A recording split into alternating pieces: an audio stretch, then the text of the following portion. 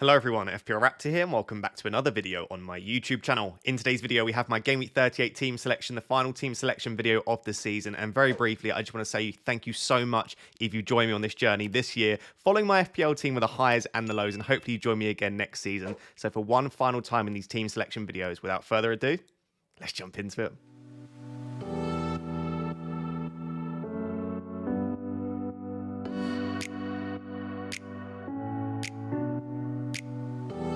Guys, I can't believe it, but I actually got a green arrow in Game Week 37, and I know I played my bench boost, so I shouldn't necessarily be that surprised, but for some context, obviously I wildcarded in Game Week 30. I've had to take quite a few hits to get towards Game Week 37. Going into Game Week 37, I knew that I had a potential injury down in Fernandez. I still had Gusto in my team. I had Garnacho. I had a few maybe suboptimal players, and I obviously took a hit as well in Game Week 37. And in the first half, Gusto didn't start. Fernandez and Wilson looked like they might not play at all. So I was in a pretty tricky spot. But luckily, I say luckily, my team did okay. I got a green arrow. So I went from 52k to 44.6k. I actually scored 139 minus 4. So it was 135 net points. I would love to know down below in the comments, how many points did you score in the big double game at 37? Did anyone manage to break 150 points? I've seen a few of them. So very briefly, because no one wants to see me sit here and gloat, but it was a good week. So honestly, the players that got me the big green arrow, and I never thought I would say this, it was actually the defenders. Considering apart from Arsenal defence, no one really keeps clean sheets. You don't really expect that much from your defenders. But obviously, the Arsenal clean sheet did come in. So I had Raya and White. No bonus points there. Obviously, Raya getting booked right at the end was painful, but they got the clean sheet for me. And then it was my other three defenders in Porro, Gusto and Gvardiol. Absolutely smashed it. I mean, between them, they got me 51 points from three defenders. Porro was obviously one of my transfers in for a -4, so he paid that back immediately. Gvardiol is just... he's unbelievable, and I said this throughout the week, and I've said it in previous weeks as well. He's playing in a much more advanced position than we've seen him in the past at any point. He's playing like a Gundogan Cancelo role on that left-hand side. And yes, he's been very lucky to get the number of returns he has, but he's an excellent striker of the ball, which you don't often get with defenders, especially considering he's supposed to be a centre-back. But he's also getting a lot of opportunities. Even in the second game of 37 against Spurs, he had a couple of opportunities to score as well. So he's been absolutely brilliant. I've said in the last sort of 2 or 3 videos, I do not believe that Gvardiol versus Walker and Gvardiol versus Ederson deserved the kind of swing that it had. I don't think... Gvardiol was obviously a slightly more upside pick than Ederson, but it didn't deserve the massive swing that people have had. So that's very, very harsh luck, I think, on Ederson owners. But Gvardiol's done very well. But Gusto was the main one because I obviously had the ability, and lots of people did this, and to be honest, it wasn't a bad decision. But I had the ability to take Gusto out and then bring in Jackson as a forward. And when I saw that obviously Wilson didn't play at all, I was like, I should have just sold Gusto and gone for Jackson. But Gusto pulled a clean sheet and assist out of nowhere. I mean, he is brilliant when he plays, and we did know this. And I think if you watch back my team selection video, it was along the lines of I said, it could be that Gusto only starts one, but if he starts one and does well in that game, then I don't need to take him out. And that's exactly what he did. So basically, those three defenders massively pulled through, because realistically in the attack, yes, I know Palmer got me points, Foden got me points, and Haaland got me points, but they are so highly owned, I gained nothing. Really, my few differentials were Garnacho, Fernandez, and Wilson. And obviously, Wilson decided not to turn up, which was lovely. That was a complete waste of a -4. Fernandez turned up in the second game, got an assist. He could have potentially had more himself. And Garnacho had so many chances over this double, but he just forgot how to finish, which was wonderful. But I'm not going to complain. I got a green arrow, and I'm currently now 4 points inside the top 50k. So I'm going to face a very difficult decision here, because in my head, I was like, I'm going to go into Game Week 38 way outside the top 50k, and I'm going to have to take loads of risks to get back in. Now it's like, well, I'm not far enough in to play defensively, but I'm also obviously no longer chasing. So I need to think about how risky I want to get in Game Week 38, whether I want to take a hit to really attack it. But if I'm 4 points inside the top 50k and I take a hit, I'm basically saying I'm going to go into Game Week 38 right on that threshold of top 50k. So, I mean, it's exciting. I'm very happy with this position. Just to very briefly end with the bench boost then. The bench boost, therefore, scored me 24 points. So it was Raya with 5, White with 6, Wilson with a big fat 0, and then Gusto, the main man, with a 13 points. So a 24-point bench boost is really good. I think last year, was it 36? And the year before that, it was like 31. I've been very lucky with the bench boost in recent years. So it's my lowest scoring for a while. But as I've said on numerous occasions, I think anything more than 16 is good. Anything more than 20 is very good. 25 plus is brilliant. I'd love to know down below, as well as how many points you got. What was your bench boost score? So that was Game Week 37. Currently ranked 44.6k. Let's now move on to Game Week 38. So guys, moving on to Game Week 38, this is the way that the team is currently looking. So as I always do in these team selection videos, and if you are somehow new in 38, make sure to subscribe. And if you've not subscribed at this point, please do consider doing so. But in these videos, what I do is I take you through the team as it is because I never make early transfers. And then after I've shown you the team, I'll talk you through some possible transfer options. And then I'll probably wait until the last second in Game Week 38 to make those transfers. And whilst I always wait until the last minute to make transfers because you never know what news we'll get, especially in 38, because obviously team value doesn't matter now unless you're going to get priced out of the move.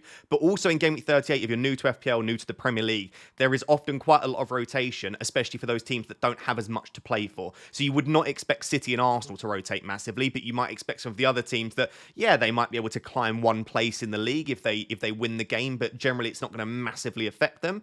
And obviously sometimes if players are potentially moving on away from the club, we might see them not get as many minutes in 38. There's a lot of politics that go on there. So basically, it is often worth waiting for those transfers because you might think, I'm going to make this luxury move of this player to that player, but suddenly you've got a massive piece of rotation. I remember, was it last season when Haaland didn't start in Game Week 38? And I think everyone did Haaland to Kane, if I remember correctly. So these things can happen where some of your key players might end up getting rotated. So definitely wait until the last minute. But the team is currently lining up. I'm currently in a 3-5-2. But I have the flexibility to move to a 4-4-2 because there are some really high upside defenders like Trent and Robertson. I have the ability to stay in the 3-5-2 or move to a 3-4-3. So I'm pretty flexible because I've got money in the bank with my formation. I've only got the one free transfer, of course, 2.4 million in the bank. And like I said, I'm currently 4 points inside the top 50k. So if I do take a hit, I'll basically go in on the threshold. If I don't, then I'll be a few points safe of that 50k mark. And I've thought about this in a lot of detail, right? At the start of the season, I set the goal of top 50k because I think that is a very, very good rank. I even think top 100k is very good now, but top 50k would be my third season in a row inside the top 50k, and that was my target. But does it matter? Realistically, if my ranks is like 33 or it says 44, like what difference does that actually make? I don't think it, like, do you know, I don't think like if I got 53k, I was like, right, I'm not watching you anymore. If you want to watch me, you'd watch me, and if you don't, then you don't. But I need to, I'm not putting any pressure on Game Week 38. I've had a really fun season. I've loved the season on YouTube. I've loved giving you guys content every week and trying to help you with your teams. And it sounds like that has been the case for some of you, which is honestly the best thing that could possibly happen for me. I just want you guys to do well. So I'm basically putting no pressure on Game Week 38, essentially. I'm just going to go out and have some fun. And hopefully, I sound like I'm playing. And hopefully, fingers crossed, the team performs. So, currently rated at 93% according to Fantasy Football Hub, predicted to get just over 70 points, which is very, very nice. And let's start with the goalkeepers and the defenders, because this is actually, for the first time in a long time, the place that I'm happiest with my team, because defenders and goalkeepers to some extent, but mainly defenders, if you've been watching for a few weeks now, it's been a nightmare for me. I've had 6 defender injuries in 2 weeks. I've had to take 3 back-to-back-to-back hits. It was a -8, -4, -4, just to sort out my defenders. But now I'm in a place, like I said, where I'm really happy. So I've got double Arsenal defence in Raya and White. Those are my only 2 Arsenal assets at the moment. So I do have a third Arsenal spot open. Do I think Raya and White are the best options? I think White potentially is. Like, if I was bringing in a fresh and an Arsenal defender this week, I think combination of attacking threat from open play and also ownership, he's got a bit of everything, Ben White. He should start the final game because he's been so critical for them this season.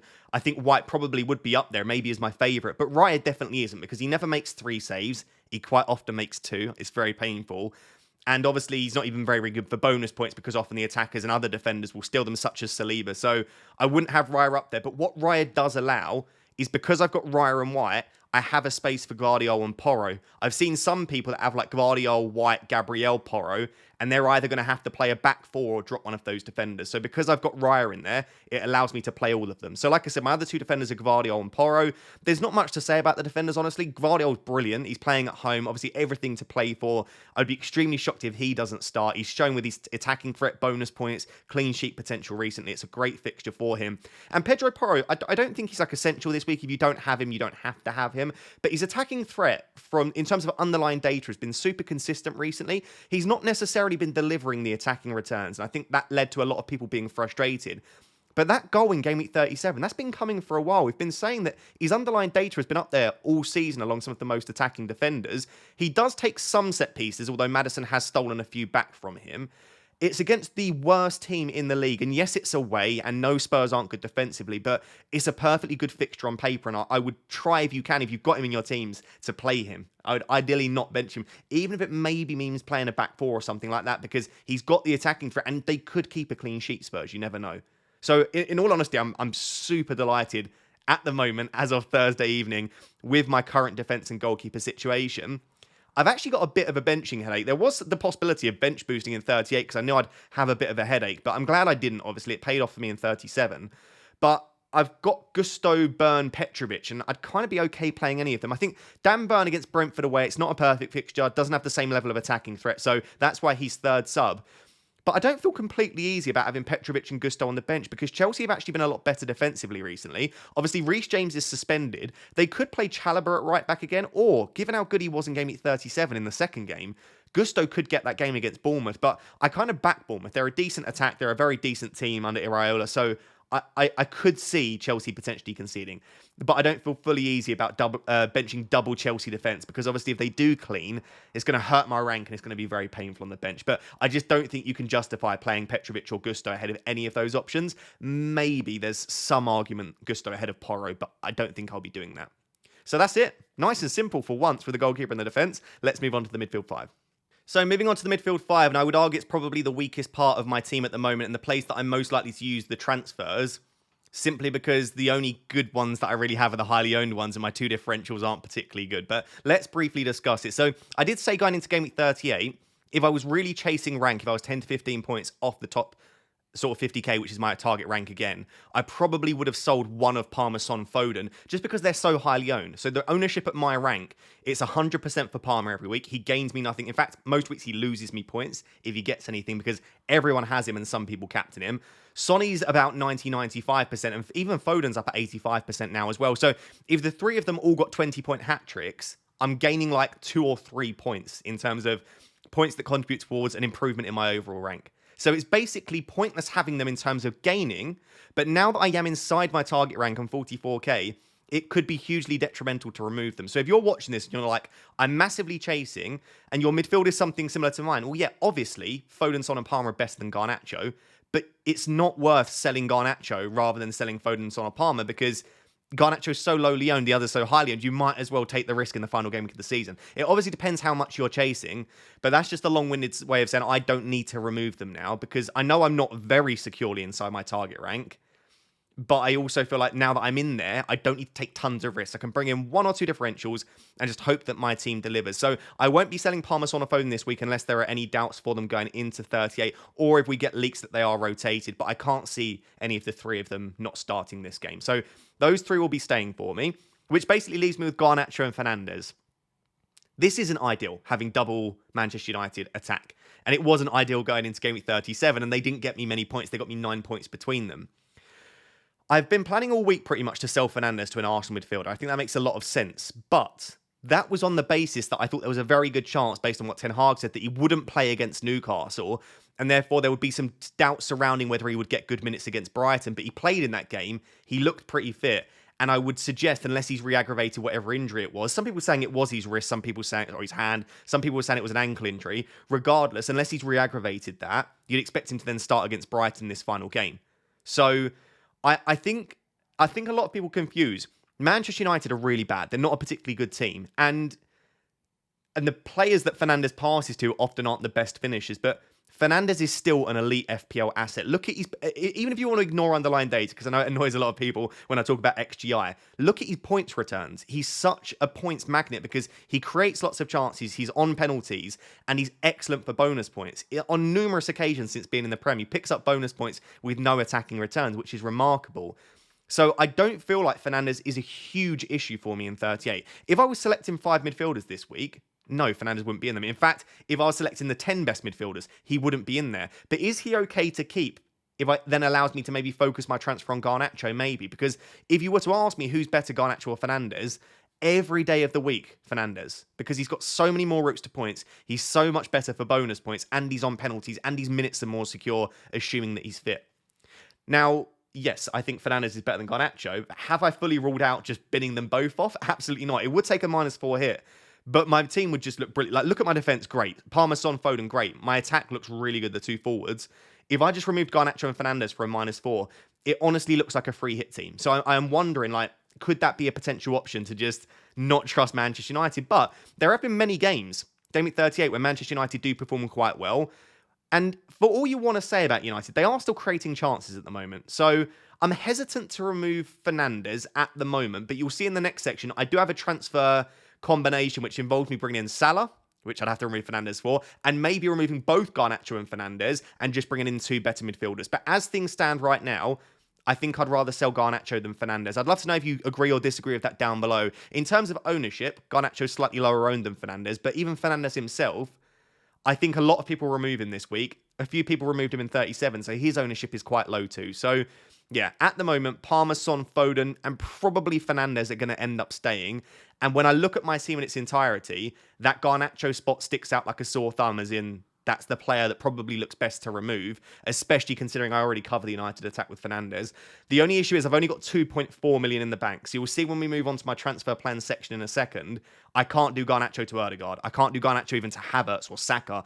I can't do Garnacho to Luis Diaz. There are quite a few players that I can't afford, so it does limit me slightly, but at the same time, there are 3 or 4 really good options that I can afford, and maybe it won't end up being the worst thing. Lots of people will spend big on the likes of Saka, and you could just see someone like a cheeky Elise Eze Trossard, which we'll discuss in a second, being the players that will actually return. So that's the midfield situation. Garnacho likely to leave, maybe Fernandes as well. Let's discuss the two forwards and then look at my transfer plans.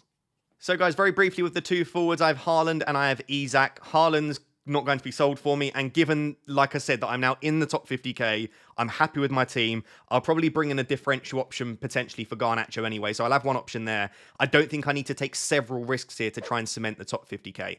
So at the moment, because I think he's the best captain, I'm going to captain Haaland. I wouldn't be captaining him just to play defensive. I thought there was a better captain. But West Ham have been appalling defensively recently. Haaland has been much, much better in recent weeks. And this is to win the title at home at the Etihad. I think this is all set up for Haaland to have an absolute monster performance. In fact, I would argue maybe the second best captain might be Foden in my team, just because I expect City to go pretty big on the final day. And I think they'll win by a few goals. Even Gvardiol could be a decent captaincy shout, but I'm not going to go there myself. I'll probably be captaining Haaland. And then on Isak, Isak's a similar one to Parmesan Foden. So when I look at ownership in my team, Parmesan, Foden, Isak, they're all at 85, 90% or above. So again, I'm gaining absolutely nothing when Isak scores me points, but it's not worth the transfer this week when I still think he's an excellent option every given week. So those two forwards are fine. I'm not going to take them out. And with Wilson, so in my head, I'm like, I like Fernandes. I think he's fine. So I can either remove Garnacho and go for a 3-5-2, or I could remove Wilson and go for a 3-4-3. I just think midfielders have higher upside in general, slightly, right? They get an extra point for a goal, extra point for a clean sheet. And so to get a 20-pointer for a midfielder, they have to score 3 goals. To get a 20-pointer for a forward, they have to get 3 goals and an assist. So there's not a lot in it in terms of points, but midfielders tend to have higher upside. And I think I like a lot of the midfielders more than I do the forwards. However, there is a transfer option, as I'll discuss in a second, which involves me bringing in a cheap asset for Wilson to allow me to do Fernandes to Salah if I want to. So I think the only way that I currently plan on selling Wilson is if I decide I want to go for a final day punt, maybe his final game in the Prem, you never know, on Salah. But that's the only reason at the moment I can foresee myself removing Wilson. I don't expect him to be back, but I don't need him on the bench either, because if someone misses out, I've got Gusto and I've got Burn. So it's not like my bench is completely obliterated and I have to sell Wilson to make sure I've got a bench option. And by the way, Eddie Howe did say, not that I believe Eddie Howe for a second, but he did say a few days ago that if Wilson wasn't available for the United game, he probably would be for Brentford. So it may well be that Wilson's available. And if he is, well, then I have a discussion whether I start Wilson or Fernandes. But I think based on minutes, given that he's coming back from another injury, Wilson, I just think I'd probably end up starting Fernandes.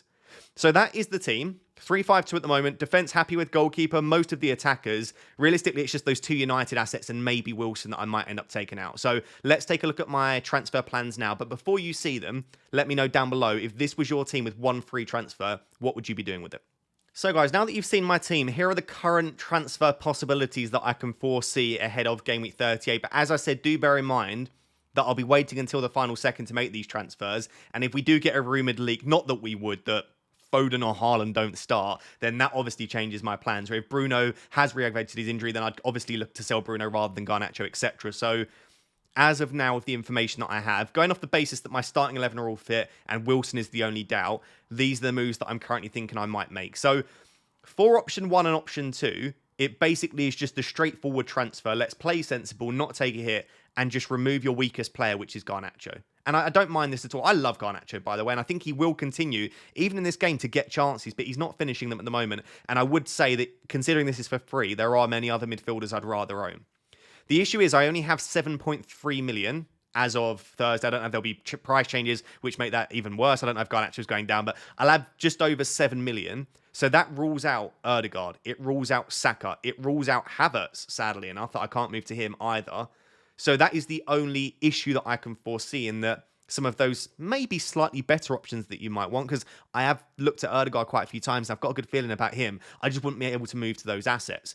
But there are 3 or maybe 4 assets that I think are very good for the below 7 million price. The first being Trossard. We spoke about in the Game Week preview video, and if you've not yet watched that, we talk about pretty much every asset you might want to consider for 38 in detail. So make sure to go and watch the Game Week preview video. But Trossard's data is better than Havertz, Saka and Ødegaard across the season and across the last 6. Trossard's movement and ability to get big chances is very, very good. And whilst he won't play more than 60 to 70 minutes, he often doesn't need any more than that to get himself an attack and return. My issue with Trossard is because his minutes aren't fantastic, and also he does often miss big chances, he's never particularly good for bonus points. You'll see quite often he picks up 7 or 8 points despite getting an attacking return. Doesn't often get those big hauls unless he gets 2 attacking returns. My other issue with Trossard is Everton are actually a very good defence. And I think maybe we're overlooking this slightly. I know Arsenal are absolutely elite. They're playing for the Premier League title at home on the final day. So I still expect Arsenal to score a couple of goals, if not maybe 3 or 4. But it really isn't a game that you want to target Everton. Everton are really decent defensively, both at home and away from home. They've got pretty good underlying data. So is there the potential to swerve Arsenal? I don't need to take a massive risk given where I'm at the moment, but I just wonder, everyone's going to pile on an Arsenal midfielder. Should I maybe deviate there? And I think if I deviate, there are 3 options for me at that sort of cheaper price that I'm looking at. The first being Brennan Johnson, who I think is fine. He has, again, pretty good data. I don't know, I'm just a bit uninspired. Maybe it's because I know a lot of people brought him in 37, and I'm like, well, I didn't do it in 37. I'll just probably avoid now altogether. But I think more so the reason that I'm like, about Brennan Johnson is because I actually love Eze and Elise. I think, but like, I genuinely love both of them as players. I love watching them, and as FPL assets as well. I've wanted to own them more throughout the season, and I wasn't able to own Elise in 34, but I did have Eze. And I'm just wondering, Villa have been brilliant this season. They've just secured the Champions League in 4th, but now they've got nothing to play for, essentially. It's not at home. It's not like they have to go out and put a brilliant performance on at Villa Park. This is an away game on the final game of the season. They have been shipping goals recently, Aston Villa. They've been attacking and scoring, but they've not been perfect defensively. And Palace have been brilliant. This is their final home game of the season. So I could see this being 2-2, 3-3, something like that. I could imagine there being quite a few goals here. And Eze and Elise's data recently has been brilliant. And actually, the reason I've got Eze is more likely for me at the moment. I still think he's on penalties. If they both are on the pitch and they get a pen, maybe if Elise wins it, he'd take it. But I like Eze for that reason. He's on a lot of set pieces. And actually, his underlying data is stronger than Elise's over the last 6 and across the season. Actually, across the season, Elise is better. I just lied to you. But across the last 6, Eze has 0.87 non-penalty expected goal involvement versus Elise, he's got about 0.7-ish. So both brilliant. I don't think you can go wrong with Elise or Eze. And if you're looking at actually doing the FPL points, which is the most important thing, Elise's been a better asset than Eze this season. Over the last 10 Premier League games at home, he's averaged something like 11 points per game, Elise. He's brilliant. So I have no issue. I might go there myself. But in all honesty, at the moment, if I were to sell Garnacho, I might be looking at Eze ahead of Trossard, which I know people won't like, but I just like the possibility of penalties, and that underlying data is calling my name, and that's the way I play FPL. So one of those two is let's actually chuck Elise in there. Garnacho to Trossard, Eze, or Elise is probably my most likely transfer at the moment. But I do have 2 other possibilities which involve a hit. The first being the Salah route, and people will look at it and just go, Salah's been awful, but I am buying into this narrative that it's Klopp's final home game, maybe Salah's final home game for Liverpool. Wolves aren't bad defensively, actually, especially away from home, they're reasonable, but you've got to imagine that Liverpool get a few goals here. Maybe I'm wrong, and obviously, just because Klopp's leaving doesn't mean that they suddenly are unstoppable and win 5-0, but I kind of back Salah, and I kind of do want to own him for what might be his last Premier League game. Some people saying it won't be, but you never know. But to do that, I'd not only have to sell Bruno, and then I'd probably keep Garnacho, although I wouldn't start him. I'd have to sell Wilson as well. So it'll be something like Bruno to Salah, and then Wilson, I have up to 5.3 million to replace him. So probably the most likely option is Wood against Burnley away. Or if I don't want to go for Wood, then I've got Mateta against Villa at home, because I wouldn't obviously be having Eze and Elise. That would then mean that I play a 3-4-3, but I don't have to start Garnacho because I can start the third forward, whoever it be, Wood or Mateta.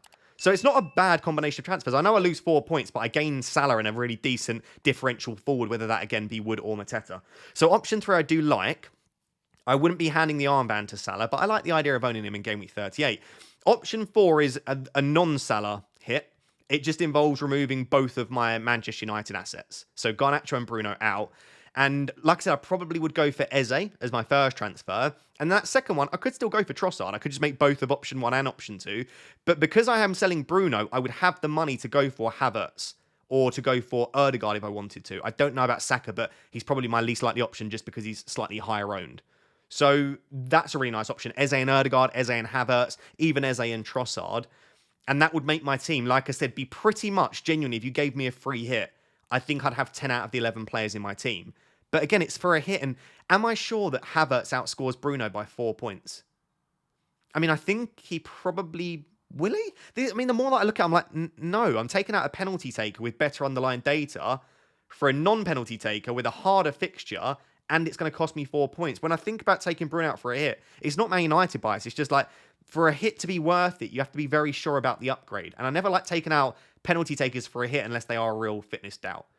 So, I mean, let's see what happens. But yeah, other possible transfers that I might not have mentioned, Trent Alexander-Arnold and Robertson, and switching to a 4 at the back is an option, but I just think I'd prefer to bring in some attackers. We spoke about Elise, Johnson, Ødegaard, Saka. Luis Diaz and Gakpo are probably the only other two I've not spoken about. I could just sell Wilson to Gakpo as another option and go for a 3-4-3, but I prefer Trossard, Eze, Elise to Gakpo personally myself. And then Diaz, like I said, he could be one of the options I go for if I go for something like option 4. But in that case, I think I'd rather Eze and an Arsenal mid. So those are the current plans. If I just switch back to my team then, I expect to go into Game Week 38 with something similar. Let's wait on any early team news that we might get. But the plan as of now is Garnacho to Eze, Trossard or Elise. And honestly, just calling it there because I don't think I need to force a hit in Game Week 38 when I'm very happy with my team. But I would love to know down below, would you force Salah in? Would you maybe remove Fernandes as well? Or would you switch to a 3-4-3 and transfer out Wilson for the likes of Wood or Mateta? And I'd also love to know down below, what is your final move for Game Week 38? So guys, going into round 9 of One Future Football, here is how we are currently doing managing South London United. And if you've got no idea what I'm talking about, there is a video link down below at the top of the description. Spend 4 or 5 minutes for me checking that out. As a end of season thank you if you've watched my content throughout the year. Make sure to check out the video down below. It's only 4 or 5 minutes explaining what the hell I'm talking about. And then feel free to come back to this video for an update. But essentially, with One Future Football, I'm managing a team called South London United. We're going into round 9. So we've currently had 8 matches. We finished last season bottom of the table. And we are currently 4th in the table. 4th is brilliant. Like, we've had so many good results recently. I'm absolutely delighted. Another big win in round 8 as well. And we're just finding a way. I mean, we are playing well, but even if I feel like we're not late on in the game, we find a way to shut out the opposition and to maybe grab a late goal as well.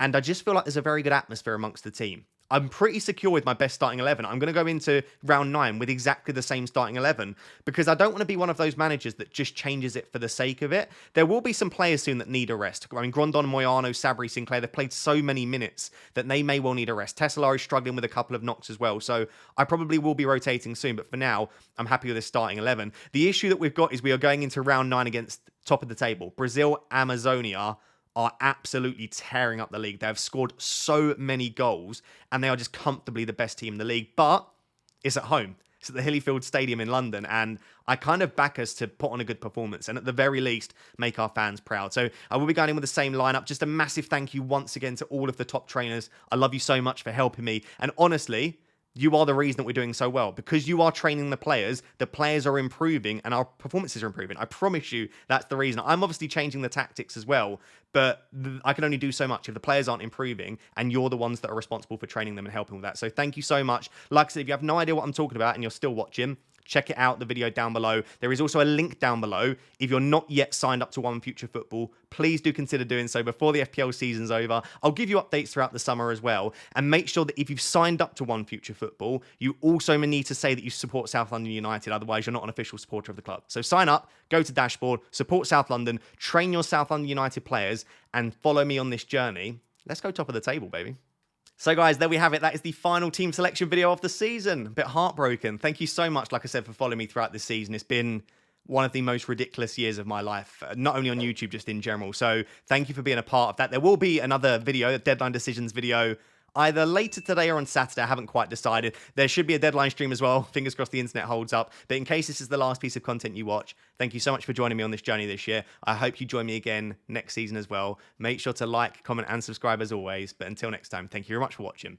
Bye-bye.